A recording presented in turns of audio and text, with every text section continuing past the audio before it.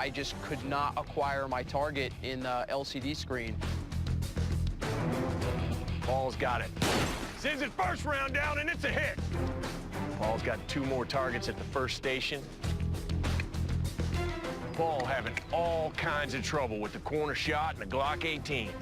He's the guy sending Jake home. We all voted for Jake in nomination. He's got a lot of pressure riding him. Now he's got it. Takes it in, misses the second target. Now he's got it hit. I think I may have been leaning in too far. Second shot misses on this final target. Now he's got it.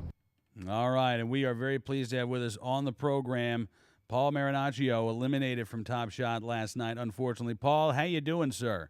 I'm doing great, Cameron. How are you? I am fantastic. Thank you so much for coming on the program. And again, I'm sorry to see you go, folks who've been watching this program all season long. Things kind of came to a little bit of a head with the blue team last night, and you and Jake squared off in the elimination round.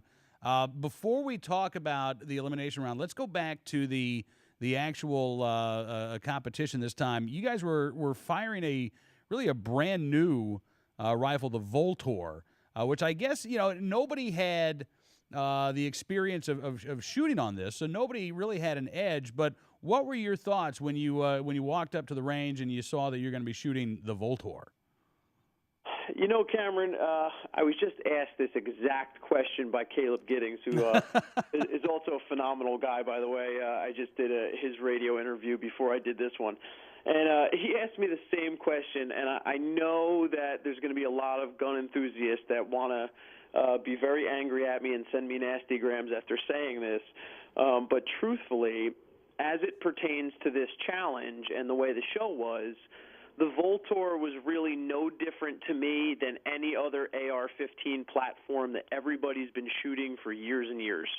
I'm sure that their manufacturing process and the internal components of the Voltor are probably of higher quality than another company that had lost some quality control over time. But as for the functionality of the weapon itself, it really was just another AR-15 platform for me. Really? Yep. I am kind of surprised to hear that. I mean, as a gun within the AR-15 platform, how did it shoot? It was great. I mean, they did a good job with the ergonomics of the weapon itself. But flip up peep sights and nothing out of the ordinary that when you picked it up you would feel unfamiliar with the weapon, and nothing that really stood out in my mind that made me feel so much better shooting it than a standard M4. Really? Okay, that's fascinating, Paul. All right, so we go through the competition, and obviously the blue team unfortunately lost. The course itself was, this is where you get into, it's not just a matter of shooting; it's a matter of physical ability as well, because you guys were up on this obstacle course, and this was crazy. I mean, it was basically a ropes course as well as a range. No doubt about it, Cameron. You're exactly right. It not only is the course of fire, a challenging course of fire because you're rushing against the clock, which adds some, stress into it. Mm-hmm. Not to mention that you're being taped for a nationally televised program, so if you mess up, it's there forever. So that adds a little bit of stress into it. But now you're also adding some fatigue into it as well. By doing the obstacle course, so to speak, fatigue course, whatever you'd like to call it, and you're going through that in a physical manner right before standing up, freestanding, unsupported, to fire a rifle at 75 and 100 yards. And most people out there would say, well, that's nonsense. 75 and 100 yards with an AR-15 is a chip shot. And under general circumstances, I completely agree with them. Most people should be able to take a freestanding shot at 100 yards with an AR-15, very accurate rifle, and have no problem with it. But when you add everything else onto it, it becomes very challenging. Absolutely. And so, unfortunately, red team wins. Unfortunately for for the blue team. Red team wins. And then you get into, I think it's fair to say this is when the personality conflict portion of Top Shot really began in earnest. We saw a little bit during the training session with Ian Harrison, your teammate Jake, getting a little loud, swearing a little bit, and this had this had been going on for some time within the house, right? Within the blue team. You know, the show would have you believe that that's true. Yeah. From my perspective, I just don't believe that that's true. You know, we had a lot of fun, and they, you know, during the editing process, they lose a little bit of that cohesion, so to speak, I guess, and they lose some of that displaying it on television for the blue team. But amongst our team, we really, really had a great time. We laughed a lot. We fooled around a lot. We made friends with one another. You know, we bonded. We had a good time. Our practices didn't seem as crazy when we were there as they make it look like when we were on the show. You know, we were productive. Obviously, there was definitely personality conflicts, not only on the blue team itself, but definitely within the house. You definitely have a lot of alpha male type personalities there, and Jake was certainly one of them. He obviously was the catalyst of a lot of, you know, personality conflict amongst our team and amongst the house. And, you know, I'm going to go out there on a limb hoping that everybody doesn't hate me for saying it, but Jake really wasn't a bad guy. You know, he was my roommate in the house. You know, him, myself, Billy, and Alex were all in the same room, and we had a ton of fun laughing and joking around. And Jake, behind the scenes, is a really, really solid person. He's an excellent marksman. Where he really lacks a lot of the charisma that people are looking for is in a team environment. You know, Jake is very, very competitive, and sometimes he allows that competitive nature to overwhelm him when it comes to a team sport. Interesting. You know, ironically, Jake had called me earlier today, and him and I were talking. Yeah. He feels bad about the fact that, you know, him and I still talk, and he feels bad about the fact that he was the reason I was eliminated, and the way it, you know, was shown on the show, and how he was bent out of shape. You know, and I think he regrets a little bit of being that upset. But his view the whole time was that it's not a team's event. You know, this is an individual sport, and only one person is winning. So I think he always viewed even our teammates, as much as, you know, he helped out and was a part of the team, he didn't view it that way. He viewed it as, listen, ultimately you guys are all my enemies because you're going to be my competition when we get to the green team. So that's the way he viewed it, and him and I completely differ when it comes to that angle. Interesting. So, I mean, your attitude was, as long as you've got a blue team and a red team, you're on blue team, these are your teammates. You know, my attitude, Cameron, was that this entire competition is extremely unique. I've always said that from the start.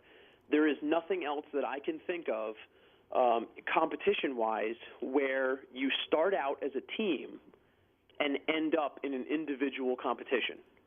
You know, there's not a lot of challenges like that. So you are all individuals, but if you don't come together as a team, you'll never make it to the individual challenge. You know, you have to be able to play a dual role there. And to me, I'm as big a competitor as anybody else I know. I love competition, but, you know, I'm a very graceful loser as well. I'm the guy who likes to learn from his mistakes, not live in them, you know. Right. And I believe that you have to be a good teammate in something like this. And being a good teammate in every sense of the word means being a good teammate, pulling your weight, doing your part, standing up when you need to, you know, defending other people when they need it, and promoting you know, a harmonious atmosphere amongst the team, because that's what's ultimately going to project you into the future. Right. And you know, that's where we just had a little bit of a difference of opinion there. Interesting. All right, so Paul, let's talk about the elimination round, because this is again, I guess it's the one silver lining of heading to the elimination round is you get to shoot something pretty cool that most of the other competitors don't. Last night it was the Glock 18 with the corner shot, and so as we saw, I mean, you're actually having to shoot at an angle and use the little monitor there to aim your shots. Yeah. Yeah. About that part. the corner shot wasn't in my top 50 list of things I would like to use to help me survive staying in the competition. Very awkward weapon. Something you definitely need to practice with to get used to the ergonomics of that weapon itself. Very strange, not anything you're used to using for a conventional firearm. It has almost like a cable system that when you pull the trigger on the corner shot, it pulls a cable that ultimately pulls the trigger on the Glock 18.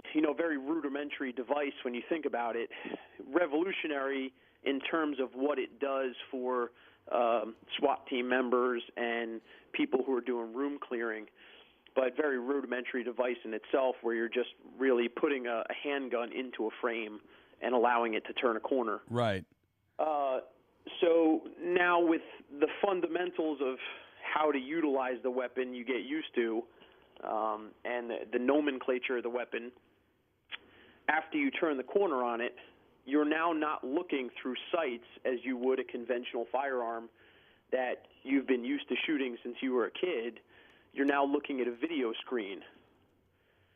Yeah, and that's got to be, again, you're just all of a sudden your depth perception amounts to nothing.